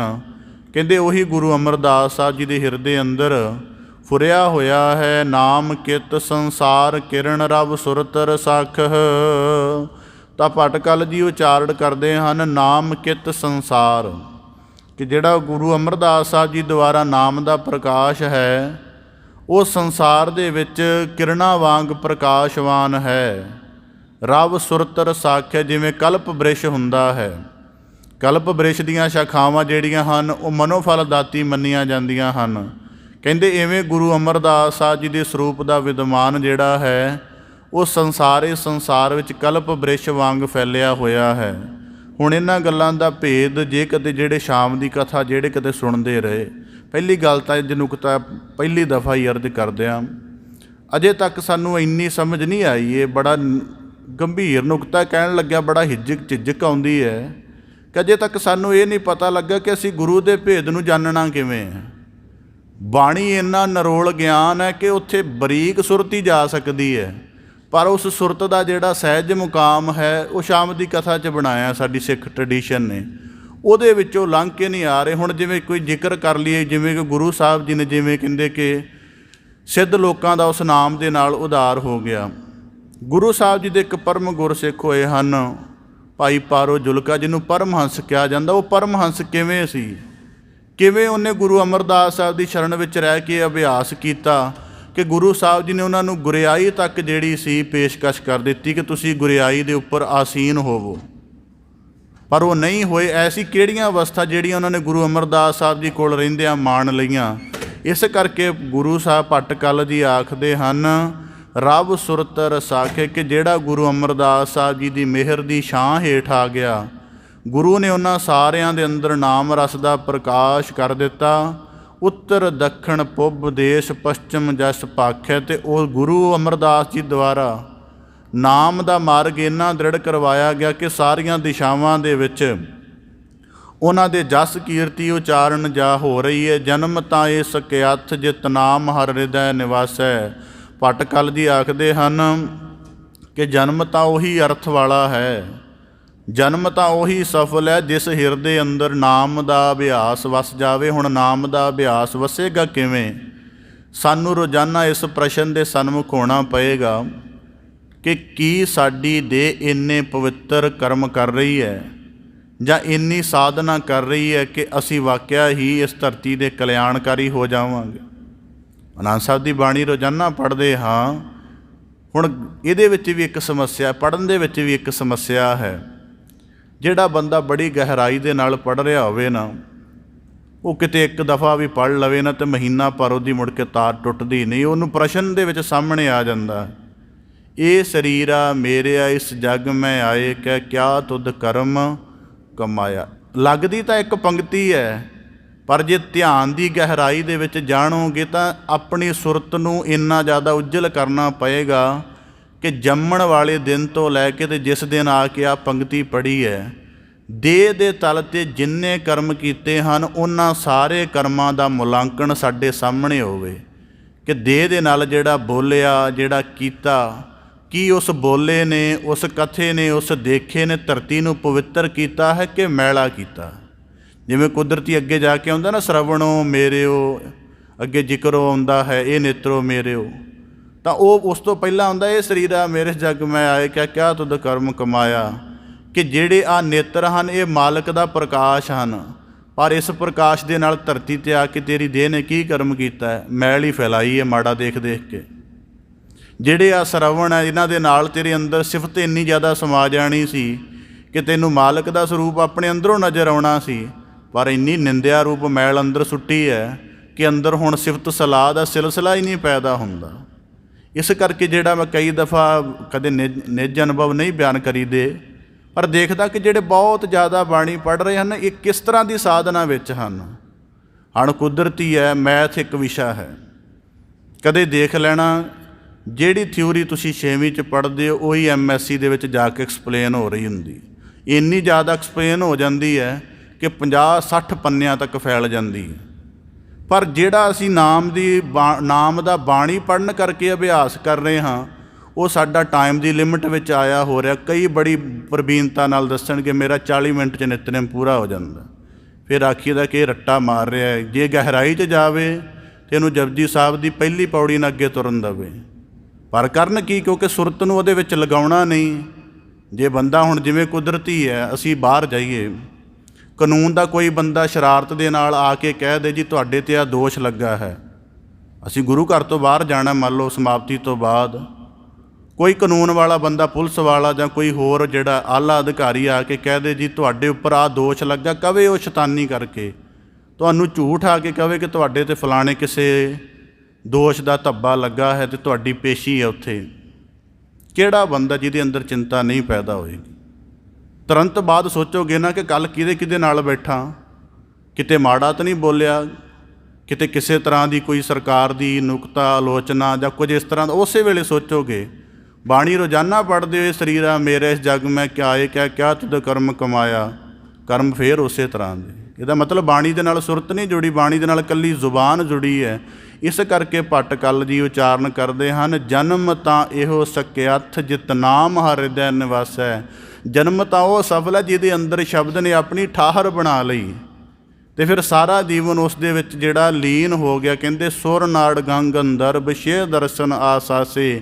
ਅਤੇ ਇਸੇ ਨਾਮ ਦੀ ਉਚਾਈ ਨੂੰ ਜਿਹੜੇ ਹਨ ਸੁਰ ਨਰ ਦੇਵਤੇ ਛੇ ਦਰਸ਼ਨ ਅਸਾਸੈ ਭਾਵ ਆਰਾਧੇ ਹਨ। ਭਲੋ ਪ੍ਰਸਿੱਧ ਤੇਜੋ ਤਨੋ ਕਲ ਜੋੜ ਕਰ ਧਿਆਇਓ।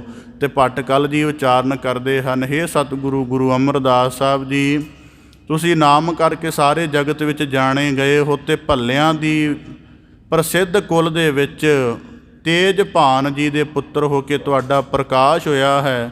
ਸੋਈ ਨਾਮ ਭਗਤ ਭਵਜਲ ਹਰਨ ਗੁਰ ਅਮਰਦਾਸ ਤੈ ਪਾਇਓ। ਅਤੇ ਜਿਸ ਨਾਮ ਦੇ ਸਦਕਾ ਸਾਰੀ ਸ੍ਰਿਸ਼ਟੀ ਦਾ ਕਲਿਆਣ ਹੋ ਜਾਂਦਾ ਹੈ, ਉਹੀ ਨਾਮ ਗੁਰੂ ਅਮਰਦਾਸ ਸਾਹਿਬ ਜੀ ਤੁਸੀਂ ਗੁਰੂ ਨਾਨਕ ਜੋਤ ਹੋ ਕੇ ਆਪਣੇ ਹਿਰਦੇ ਅੰਦਰ ਧਾਰਨ ਕੀਤਾ ਅਤੇ ਉਸੇ ਨਾਮ ਦਾ ਪ੍ਰਕਾਸ਼ ਆਪਣੇ ਗਿਆਨ ਦੁਆਰਾ, ਭਗਤੀ ਦੁਆਰਾ, ਬੰਦਗੀ ਦੁਆਰਾ, ਦਇਆ ਦੁਆਰਾ ਸੰਸਾਰ ਵਿੱਚ ਕਰ ਰਹੇ ਹੋ। ਇਸ ਪ੍ਰਕਾਰ ਭੱਟ ਕਲ ਜੀ ਪੰਜ ਸਵਈਆਂ ਦੇ ਰੂਪ ਵਿੱਚ ਗੁਰੂ ਅਮਰਦਾਸ ਸਾਹਿਬ ਜੀ ਦੇ ਅਕਥ ਅਗੋਚਰ ਸਰੂਪ ਦੀ ਸਿਫਤ ਸਲਾਹ ਕਥਨ ਦਾ ਯਤਨ ਕਰਦੇ ਨੇ। ਸਤਿਗੁਰੂ ਕਿਰਪਾ ਕਰਨ, ਗੁਰੂ ਸਰੂਪ ਦੀ ਮਹਿਮਾ ਨੂੰ ਸ਼ਰਵਣ ਕਰਕੇ ਗੁਰੂ ਨਾਮ ਦੀ ਪ੍ਰੀਤ ਅਤੇ ਪ੍ਰਤੀਤ ਸਾਡੇ ਸਾਰਿਆਂ ਦੇ ਹਿਰਦਿਆਂ ਅੰਦਰ ਵਸ ਜਾਏ ਜੀ। ਸਾਰਿਆਂ ਦਾ ਇੱਥੇ ਆਇਆ ਸਫਲਾ ਹੋਵੇ। ਆਪ ਦੇ ਸਨਮੁਖ ਪਾਵਨ ਬਾਣੀ ਦੀ ਲੜੀਵਾਰ ਵਿਆਖਿਆ ਦਾ ਯਤਨ ਰੱਖਦਿਆਂ ਹੋਈਆਂ ਬੇਅੰਤ ਭੁੱਲਾਂ ਦੀ ਖਿਮਾ ਜਾਚਨਾ ਜੀ। ਬੜੇ ਅਦਬ ਸਹਿਤ ਗੱਜ ਕੇ ਫਤਿਹ ਅਰਜ ਕਰੋ ਜੀ। ਵਾਹਿਗੁਰੂ ਜੀ ਕਾ ਖਾਲਸਾ, ਵਾਹਿਗੁਰੂ ਜੀ ਕੀ ਫਤਿਹ।